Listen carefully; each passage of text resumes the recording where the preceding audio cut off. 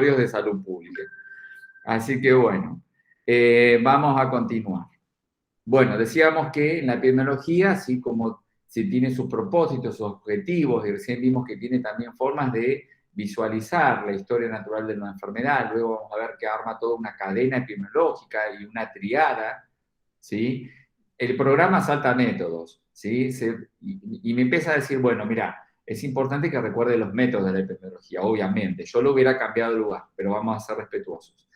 Los métodos en epidemiología, básicamente tenés dos, que son muy importantes. La epidemiología descriptiva y la epidemiología analítica, ¿sí? Fíjate que ya, como el apellido de la epidemiología te está dando un poco una aproximación de lo que busca determinar. Describir. Descriptiva es que describe, como las investigaciones que ustedes van a aprender a hacer en metodología. Y las formas analíticas analizan, descomponen los descriptos para encontrar un poco también el por qué las cosas han ocurrido, ¿sí? De lo que se ha descrito primero. Entonces, la fase o epidemiología descriptiva tiene como objetivo, de alguna forma, detallar la salud, pero también la enfermedad, basada en mucha observación, ¿sí? Registrar todos los hechos con mucha objetividad, organizar todo ese caudal de información y poder responder a preguntas básicas, que son, ¿qué ocurrió? ¿Quiénes son los afectados? ¿Dónde ocurrió? ¿Y cuándo ocurrió? ¿Sí? Fíjense que hasta hace muy poquito la Organización Mundial de la Salud se acercó a China, tocó la puerta para entrar porque quiso emprender la primera etapa, que es la descriptiva. Es decir, ir al lugar cero de donde inicia la pandemia, ¿sí? A modo de epidemia, porque primero fue una epidemia, luego fue una endemia, y cuando avanzó a diferentes continentes se transformó en una pandemia, que se declara en el mes de marzo del año pasado. Casi todo un enero y todo un febrero en que la epidemia pasó a endemia y pega el salto a un continente diferente. Cuando fue la Organización Mundial de la Salud hace muy poquito a China, obviamente se encontraron que no todo se pudo dejar de ver. Ustedes saben que China, como ya venimos viendo, se abre al mundo en cuanto al comercio y al mercado, pero puertas adentro son muy reservados, ¿sí? No voy a decir ni que está bien ni que está mal, son muy, muy reservados. Entonces, la epidemiología descriptiva en esta primera fase de la OMS se quedó con muy pocas respuestas de lo que ocurrió, más o menos lo sabe, pero los afectados se tema porque los números no hayan sido muy claros, ¿sí? Hay muchos videos circulando que mostraban personas fallecidas en sus domicilios y en la vía pública por falta de atención, entonces los números no concuerdan con los números del mundo, ¿sí? Mientras que en Italia morían 500 personas por día, en China se registraba en Wuhan, que fue de las ciudades más afectadas y donde al parecer inicia la epidemia, no superaban los 20 casos por día. Entonces, los quienes, donde ocurrió también el mercado de ventas de animales exóticos y alimentos varios de Wuhan, al día siguiente de que se clausura, en el mes de diciembre, entre el 31 de diciembre y el 1 de enero, le hicieron una lavada, hay imágenes de eso, de personas que grabaron, de que le hicieron una desinfección, pero masiva al mercado. Y el problema ¿cuál es? Y que el mercado era como ir a la escena del crimen, ¿sí? Y bueno, y todo eso se limpió y se lavó, y todo bicho que caminaba o que camina desapareció del mercado. Entonces, saber el dónde se volvió difícil porque no se dejó en claro la evidencia que se pudo haber encontrado. ¿Y cuándo ocurrió? Bueno, hay informes de algunos médicos que lamentablemente el régimen chino los hizo desaparecer y después aparecían muy enfermos y muchos de ellos fallecieron. Cuando ocurrió, hay unos primeros antecedentes ya en noviembre de información de casos de neumonías totalmente atípicas, ¿sí? A lo que se conocía. Y se sospechaba alguna forma de SARS, ¿sí? Pero el COP1, como el que ya habían tenido años pasados, como no había un relevamiento de la genómica del virus, se pensaba en un virus ya pasado y conocido. pero ahora se sabe que seguramente ese SARS no era el viejo conocido, sino que era el nuevo por conocer, el SARS-CoV-2. Entonces, la epidemiología descriptiva lo que busca resolver es qué ocurrió, quiénes fueron los afectados. Los primeros informes decían que todos eran trabajadores o personas que acudían asiduamente a comprar al mercado de alimentos de Wuhan. Después, cuando se hizo el relevamiento de los primeros serios que están publicados, para cómo ahí China, imagínate la sensación que habrán tenido, que los médicos empezaron a publicar en revistas científicas estas primeras neumonías totalmente atípicas por un virus que no se conocía hasta el momento, en el mes de diciembre, y decían que el mayor caudal de personas que concurrían a la consulta por estas neumonías no habían tenido contacto alguno con el mercado. ¿Sí? Más del 60% nunca había estado al mercado, no consumía alimentos de ese mercado, ni sus contactos estrechos iban a ese mercado. ¿Sí? Que puede pasar, es un mercado grande, no mismo que vos mañana surja, no sé, una infección en el mercado del progreso acá de Caballito, que yo lo tengo a 3 cuadras. Y a ver, yo alguna que otra vez puedo llegar a ir, algún contacto estrecho que vaya 2 veces para la semana, puedo. Pero si vos me decís, mira, yo vivo, no sé, en Temperley, ¿tengo alguna posibilidad? Y va a ser remota de que vos tengas esa posibilidad de que contagiar de un virus que todos sospechan que el mercado del progreso fue el problema, ¿sí? Bueno, diferente sería si el problema estaría en un mercado que distribuye alimentos a toda la ciudad de Buenos Aires, a la provincia. ¿Cuál es ese mercado? Les pregunto a ustedes. El mercado central. Claro, imagínate que ocurra algo ahí, ¿sabés qué? Estamos en el horno con papas fritas todos enteros, porque es un mercado que distribuye. El de Wuhan es importante, pero es como ya te digo, un gran mercado del progreso o ir a un mercado, no sé, en San Telmo, muy lindo, muy vistoso, con muchas cosas, pero bueno, los más afectados serían todos los que van ahí. Y esos primeros informes publicados en el mes de diciembre decían que más del 60% de los enfermos no habían tenido contacto alguno con el mercado. Pero bueno, de haberse borrado cuanta evidencia se hubiese podido encontrar, no sabemos de dónde. Por eso, bueno, todas esas hipótesis que dicen que este era un virus que ya se estaba investigando y se estaba buscando la posibilidad de ser mucho más infeccioso que el SARS-CoV-1 y se escapó del laboratorio de seguridad número 4, que hay muy pocos en el mundo, y uno de ellos está en Wuhan. Muy bien.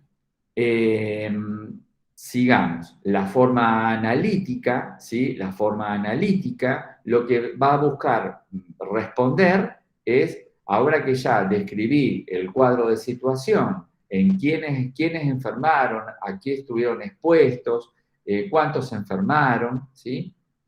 En qué momento enfermaron, viene a contestar la analítica, que es la segunda fase. Ahora que tengo toda la información, ¿qué hago con toda esa información? Y tengo que empezar a responder a 2 preguntas.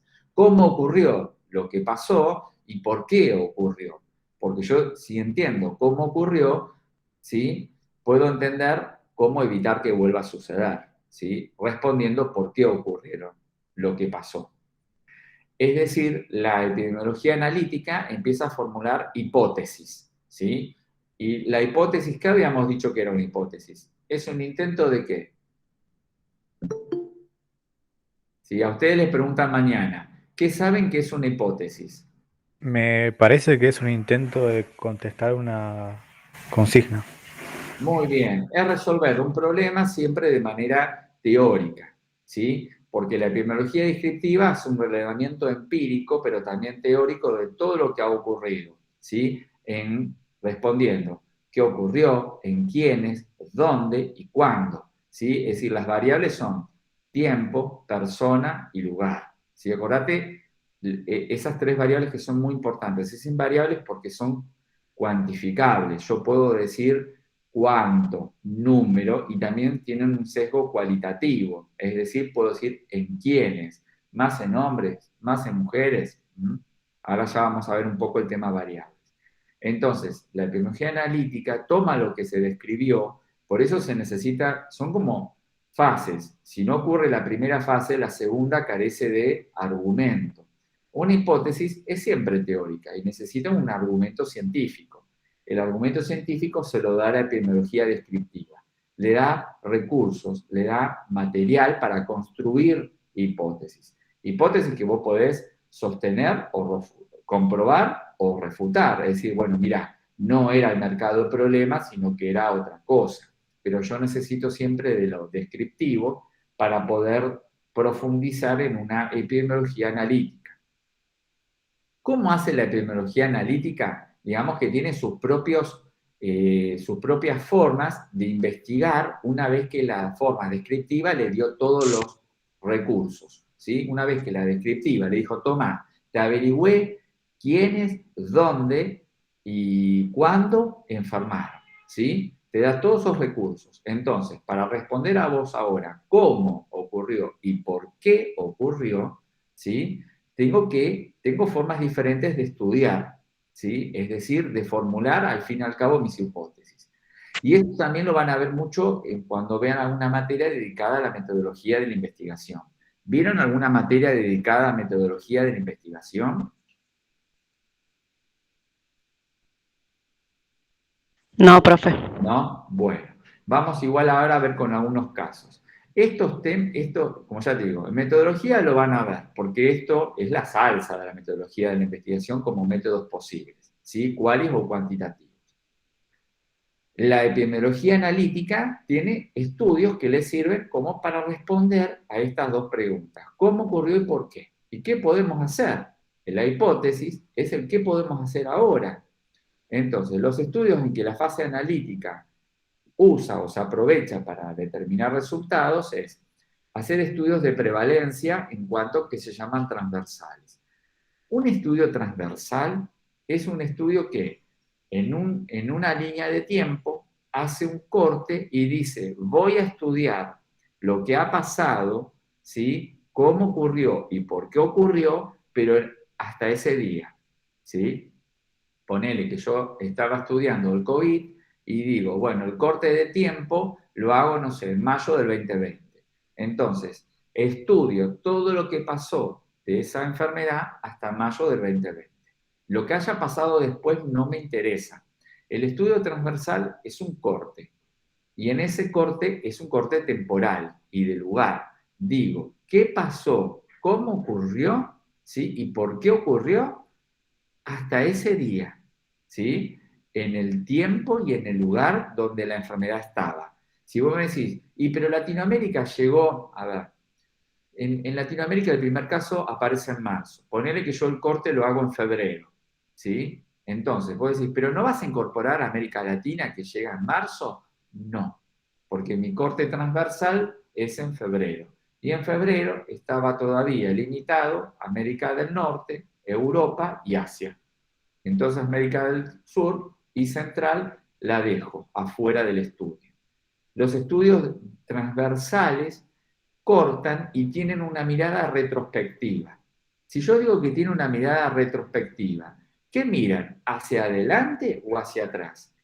Hacia Hacia atrás. atrás. Muy bien. Prospectivo es mirar de acá en adelante. Retrospectivo es mirar de acá hacia atrás. Así que el estudio transversal lo que hace, dice, corto en el tiempo en la línea, digo, listo, hasta acá no miro más hacia adelante y de acá eventualmente hacia atrás, pero no hacia adelante. ¿Sí? Estudios de casos y controles. ¿Escucharon alguna vez estos términos? ¿Un estudio de casos y controles?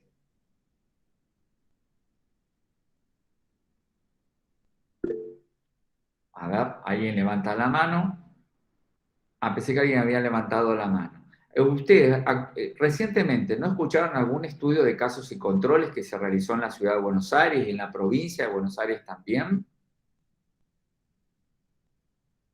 Sí, este sistema de seguimiento que se ¿De qué? implementa a los casos positivos o a los que vienen de No, afuera también. no. Podría ser, profesor, el caso de las vacunas, seguimiento a Perfecto. las vacunas.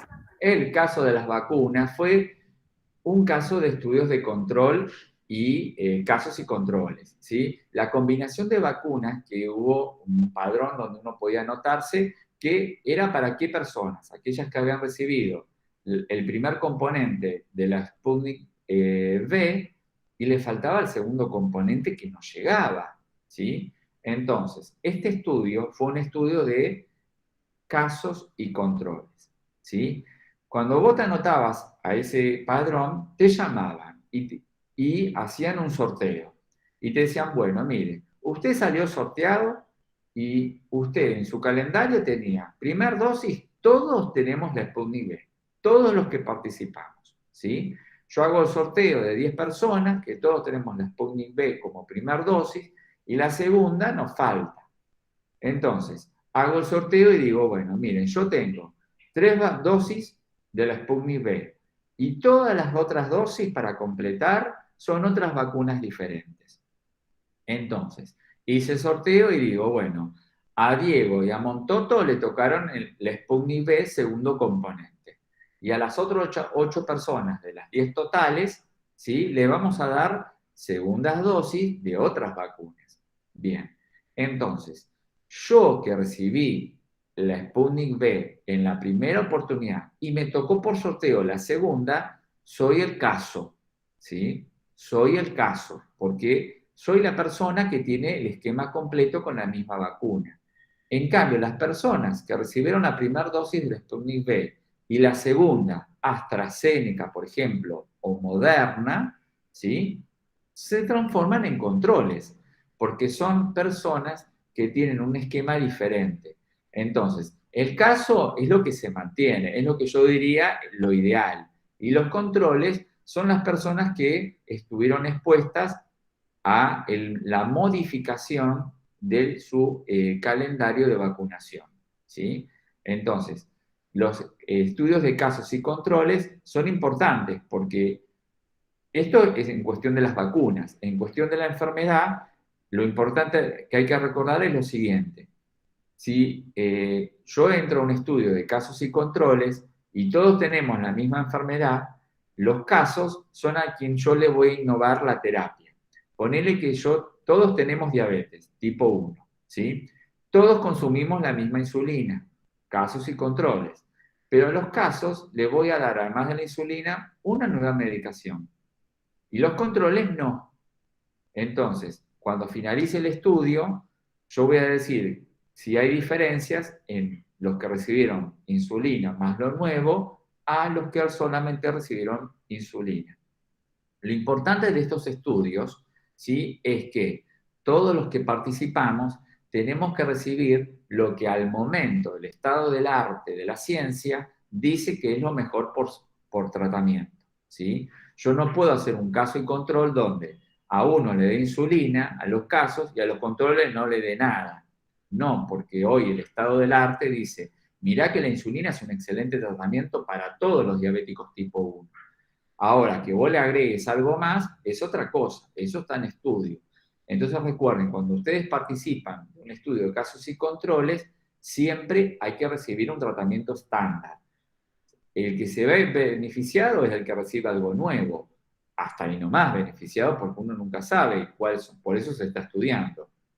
Esos estudios, para que la subjetividad de las personas no influyen, se transforman ¿en qué? En doble ciego. ¿Escucharon una vez ese término, doble ciego? Sí, yo, profe, Bien. yo soy voluntaria de la vacuna de origen vegetal. Ajá. Estoy dentro del proyecto. ¿Y qué entendiste Y ahora, que es doble ciego? a mí me explicaron que hasta el momento que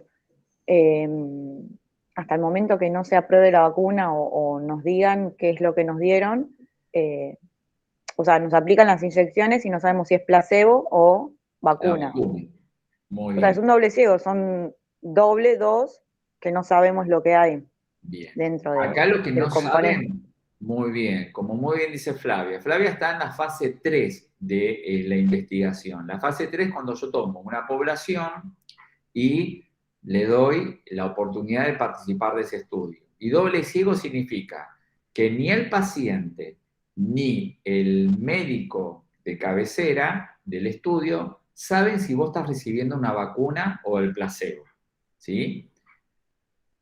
Solamente lo sabe el investigador principal. El investigador principal a Flavia no la conoce.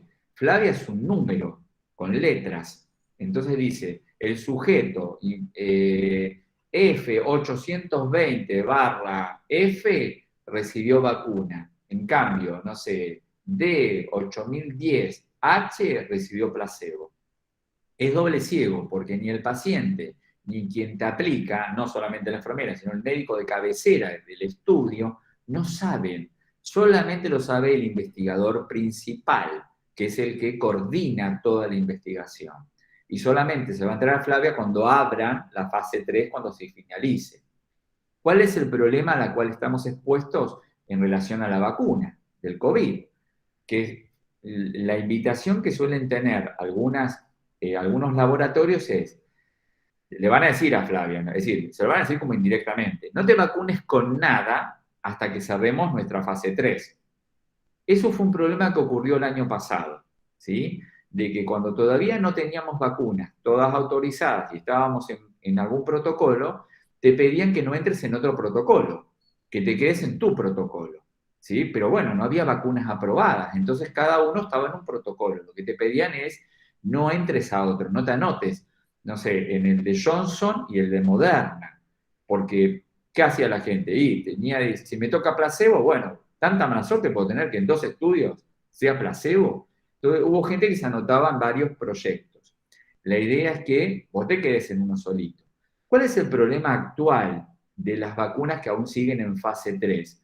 Que algunas invitan a decirte a que, mire, usted está en fase 3, yo no sé si usted tiene placebo o vacuna, pero no se dé otra vacuna porque si no me va a estorbar mis resultados.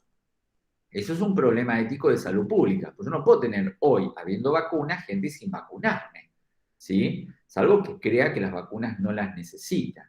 Pero si está en un proyecto, obviamente las debe querer. Como son de un origen que se entiende vegetal, hay todo un movimiento que es yo lo respeto absolutamente, que a partir de que no hay una tecnología de ADN biológico, humano ni animal, como es vegetal, bueno, hay una corriente de personas que dicen que esa puede ser una vacuna mucho más amable con el cuerpo humano de las que son de origen biológico animal o de mamífero. Entonces, lo importante, no sé cuál será el caso de Flavia, es una cosa secreta tuya, no tenés que decirlo, si está vacunada con otras. Hubo vacunas que dejaron vacunarse, porque yo les cuento, yo entré en el protocolo de Johnson en noviembre del año pasado. Llega marzo y me llaman para darme la Sinopharm. Y yo estaba parte de un proyecto que yo no sabía si era placebo o si era vacuna. Entonces informé a la empresa, le dije, miren, yo me voy a vacunar porque me llega la vacuna y yo no puedo estar sin vacunarme porque soy sujeto de experimentación de ustedes. ¿Pueden avisarme si soy vacuna o placebo? Como la fase todavía no estaba cerrada, todavía no estaba abierta, no pudieron. Pero sí me preguntaron qué vacuna. Y a partir que dije que era Sinopharm, como son formas diferentes de vacuna, me dijeron, bueno, vacúnese. Es decir, cuando me dijeron que me vacune, yo tampoco sabía si estaba vacunado o no, pero les interesaba saber cuál era la vacuna, para que no influyera en sus resultados. No sé, Flavia, ¿querías decir algo? Sí, no, y de todas maneras, al ser voluntaria, yo cuando quiera puedo retirarme del proyecto e ir a vacunarme. Perfecto. Por el momento, para entrar en el proyecto, vos no tenés que haber tenido, por lo menos sintomático, COVID, ni haber estado vacunado con ninguna vacuna. Claro. Yo hasta el momento, sintomática, no tuve COVID, tampoco estoy vacunada, hasta ahora octubre que me entere a ver qué es lo que me aplicaron. En octubre te van a informar, se abre la fase Sí, 3 y te informan. Doble ciego. Entonces, un consejo que yo les doy, obviamente... Pero yo puedo abandonar el proyecto cuando quiera e ir a vacunar. Yo también lo podía abandonar. Sí, si quiero. El consentimiento vos lo firmás y yo puedo abandonar cuando quiera. No me importa el investigador, tampoco te pueden dar dádivas, ni premios, ni nada, por continuar. Pero recuerden algo muy importante. Miren, a mí en la escuela donde yo trabajo tengo un alumno que también está en ese mismo proyecto y no vacunó con ninguno. Nosotros ahora, el 4 de octubre, empezamos las prácticas hospitalarias. ¿Sí? La escuela donde yo trabajo empezamos a ir. Este alumno no puede ir porque la consigna que nos dio que los hospitales de la Ciudad de Buenos Aires tienen es que alumno que pueda hacer la práctica es aquel que por lo menos tenga una vacuna del esquema contra el COVID. Y este alumno que está en este proyecto fue muy respetuoso con su proyecto y con su, con su idea de sostenerlo, pero no me puede ir a la práctica. Entonces esta materia la va a recursar, que es enfermería materno-infantil, donde yo trabajo de lunes a viernes. Entonces, sean cautelosos. Yo me anoté en Johnson porque le puse el brazo a la investigación, pero bueno, ahí no había vacunas en ese momento. Estoy hablando de noviembre del año pasado. Estaban todos abriendo y cerrando una fase 3 y abriendo la fase 4 para comercializar. Y es en diciembre donde recién aparece la primera en el Reino Unido. Entonces, a la nada, era como jugar a los dados, o blanco, o cara o seca. Y yo, bueno, tenía la posibilidad de o me vacuno o nada, pero no había nada para elegir. En cambio ahora estamos en una especie de encrucijada donde hay, y seguir sin vacunarnos puede ser un problema. Pero cada uno obviamente tiene autonomía y conocimiento suficiente para elegir. Pero sí, yo creo que hasta el momento que se me solicite que esté vacunada para algún tipo de trabajo o práctica o lo que sea, bueno, ya falta muy poquito igualmente para que me avisen, así que y yo me sigo cuidando, o sea que no tengo un apuro por vacunarme, salir corriendo a vacunarme en otro lado. La empresa, acordate que, pues son empresas, los laboratorios, no es mala palabra decir empresa, tienen la obligación de que cuando abra la fase 3, y si vos resultaste ser placebo, te tiene que vacunar inmediatamente, ¿sí? Si te llega eso no se Bien, si te llega a decir, bueno, el mes que viene vemos, ya está, no esperes más, por una cuestión propia tuya de salud, para no exponer a nadie, y por si mañana aparecen prácticas profesionalizantes, estés en condiciones de hacerlo, ¿sí? Así que, bueno, gente, son 9:32, vamos a detener la grabación.